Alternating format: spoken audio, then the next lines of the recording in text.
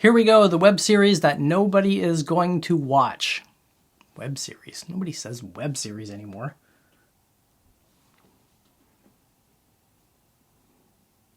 Alright, what's up? It's Jason. If you're one of the 21 people who watched my previous 5,000 subscriber special video, I guess it wasn't all that special because only 21 people watched it so far, because nobody cares about somebody they don't know who's going to make an album. But I promise you, as I go through this series, there's going to be interesting nuggets if you're in the same situation as me, meaning you want to create an album and the only rule you know that exists is there are no rules, which means if you're a creative thinker and you like to keep your options open, the world is incredibly massive, and trying to figure out where to focus your energy so you can actually finish something is going to be incredibly difficult. So I'm going to start this off with what has been the most valuable for me to get to this point. So first of all, I decided I wanted to do an album. I decided on a few different titles. I decided on a theme, and the theme is going to be basically about my life's experiences. So losing my dad, problems with relationships, just, stuff that everybody kind of goes through. And I've got a bunch of songs, probably 200 or 300 ideas that I went through, from everything from voice memos to videos where I would just pull over to the side of the road and record a melody. I've got my short list of songs. All that stuff is kind of in the can, but that's going to evolve over time. These songs are going to change and adjust, and the lyrics are going to change and all that stuff as I actually go through and write it. But let me get into the three things that have been the most valuable for me so far to at least get started with this. Number one was getting lessons and surrounding myself with people who are insanely more talented than I am. And I've been getting guitar, vocal, and songwriting lessons for probably the last, I guess, two to 3 months or so. I've had maybe 8 or 9 guitar lessons, 5 or 6 vocal lessons, and 3 songwriting lessons. Now, I'll save the songwriting stuff for last, but the context of the guitar and the vocal lessons was specifically for songwriting. So I approached my guitar teacher. I can't remember how I found him. And I said, I want to learn how to be a better artist, and I want to get better at guitar in the context of songwriting. I don't want to learn every note on the fretboard. I don't have any music theory background. That's my one regret in life, was not taking more music, at least starting in high school, so I would at least have a good foundation of theory. But I want to learn things like constructing songs, orchestrating guitar parts, because all of my songs have at least 2 different rhythm guitar parts through the entire song, or 2 different chorus guitar parts through the whole thing. One might be strumming open chords on an acoustic, and the other might be something riff-based from a scale inside of the key, or it might be chord inversions or different phrasings and stuff like that. So I learned enough from him, and I've got enough printouts and material if I'm going through a song and it just sounds kind of uninteresting and stale and boring. I at least have enough theoretical knowledge where I can go, well, what if I tried a first inversion here? What if I put in a transition lick from the relative minor for the key that I'm in? All this stuff would have sounded Japanese to me. I don't speak Japanese, that's why I said that. It could be any language I don't speak. But now I'm at least armed with that, and it's painful, and I have a lot of this stuff written down, and I do use AI a lot to ask it questions on theory and things like that, but it's at least shaped me into what I can do to drag out of my head what I hear. Vocal lessons has been the same, so it wasn't only trying to fix my pitch problems, which I rarely use pitch correction, if ever, on any of my own songs or my covers, because for me, I had it in my stupid head that that's cheating. And if I don't use that stuff, I'll never have to rely on it. It's going to force me to fix things, which is just dumb. I mean, you should try to make your polished songs sound as good as they possibly can. That's a debate I don't really want to get into. But the vocal teacher, number one, helped me find my sound and my range. So I like all kinds of music. I used to sing in an 80s band and do a lot of screaming. And I was trying to shoehorn all of my songs into country because I like today's country pop. I like Blake Shelton, and Toby Keith is not, new country, if you will. But a lot of the songs from Keith Urban and Blake Shelton and Darius Rucker and these folks, they skew more towards pop than they are country. And a lot of the things I've written, I like big vocal melodies, I like hooky choruses, I like simple songs, stuff like that. So by going through these vocal lessons, it helped me figure out that I don't have to try to force my songs into a country mold. It's okay if they're pop rock, because that suits my voice a lot more. And the other thing that helped with quite a bit was one of the songs I'm working on, I've actually started experimenting with it in different keys. And what I mean by that is it's a very, very simple song. Thank you if you're still watching, by the way. I know this is kind of self-indulgent, but I really hope this is useful for people so you can try to find your sound and what's going to work.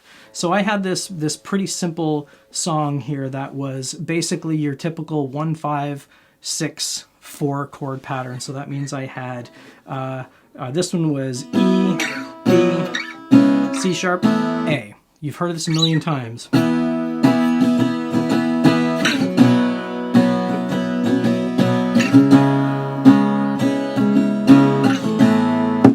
And I started writing that, and the melody came out right away.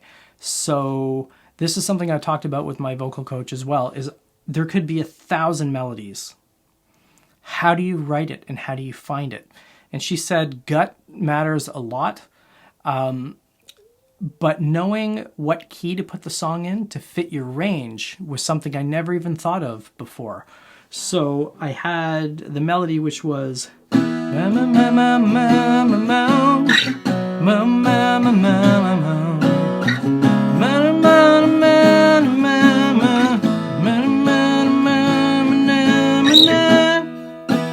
and then that would transition into the chorus where I'd want to go higher, and I thought that's going to get screechy. So what would happen if I moved that down to C? So that was an E major. What if I move that down to C?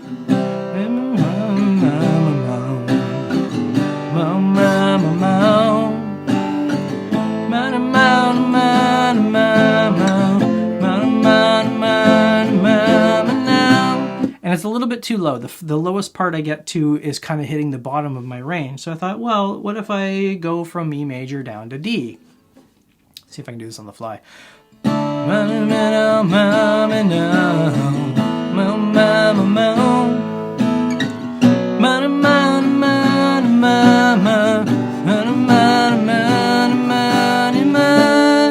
And that feels more natural for my voice. So when you talk about songwriting, and obviously mine in the context of creating an album, I wouldn't have been able to do that without those lessons. So number one, matching my voice to a key that fits, which means now transposing something I might have written in a different key.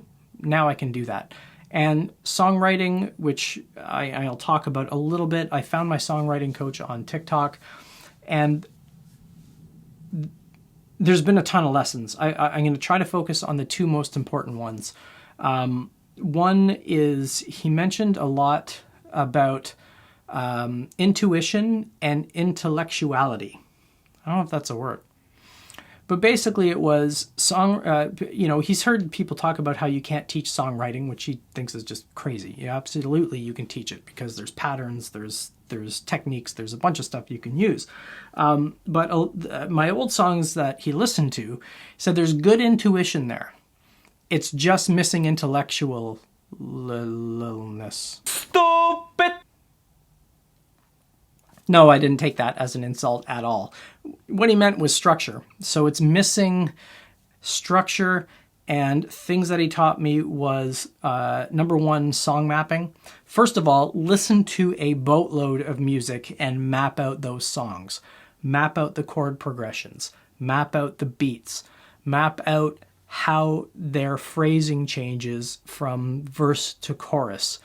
For example, Keith Urban, some of his songs are what my songwriting teacher would call loop songs, meaning it's the same through the whole thing. So, like, it might just be C and F through the whole thing. The verse.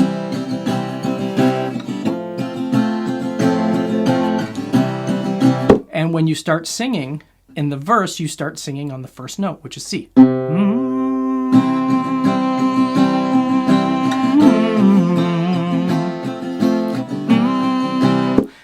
you transition into the chorus, you can start singing from a different note. Maybe I start on E.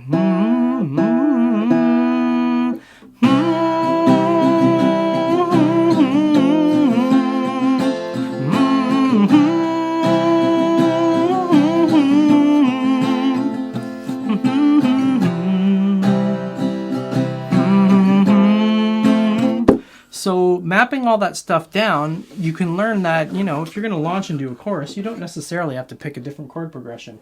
You can just start your melody on a different note of that scale. So part of it being intuition, just, I don't know. I've always been good at harmonizing with stuff, and that's helped a lot. And I think my drumming has helped a lot with the percussiveness of writing vocal melodies to try to write things that are nice and hooky. But that and structures and song mapping, and the biggest lesson, getting out of my own way.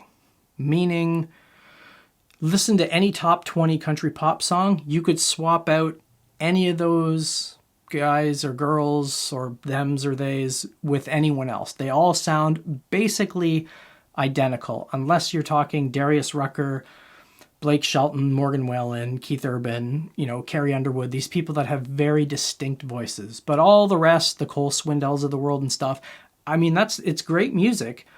Look at the song credits. You know, there's a long list of people helping him with those songs, and they're basically mimicking the popular artists. This is why there's 10 million Morgan Wallen clones out there, because when he got popular, everybody jumped on. And for me, that was hard. I was like, well, I don't want to sound like those guys. I don't want to write, you know, 16-bar verse, 16-bar chorus, 4-bar break, next verse, blah, blah, blah. It's so formulaic. But that's what makes great songs. Great songs has repeating sections with variability. So learning different lines of melody. So for example, writing a melody, ba, ba, ba, ba, ba, ba, ba, ba. That's melody A. Ba ba ba ba ba, B. Ba ba ba ba ba ba ba ba ba ba ba ba, C. Those are 3 different melodies that I have. Now, I repeat them. So I could do A, B. I could do A, B, C, and then A, B, C. But those types of techniques have been the most valuable because a lot of the songs I've previously written were kind of Frankenstein. They didn't have enough structure in it. I'm going to stop the video here because I highly doubt anybody has watched this far. If you have, thank you so much, because like I said, this is such a huge departure from what I do on this channel of product reviews and stuff like that. And I really want to help people who are in a similar situation try to figure out what can you learn to scoop all the goodness that's out of your head and get it done. And I hope you stuck around. I hope you subscribe. I hope you get value out of this. And I hope you drop a comment if you are stuck trying to get songs or albums or any of this creative stuff done, and you don't want to learn how a plugin fixes everything, because it just doesn't. So thanks for checking it out, and I'll see you in the next episode.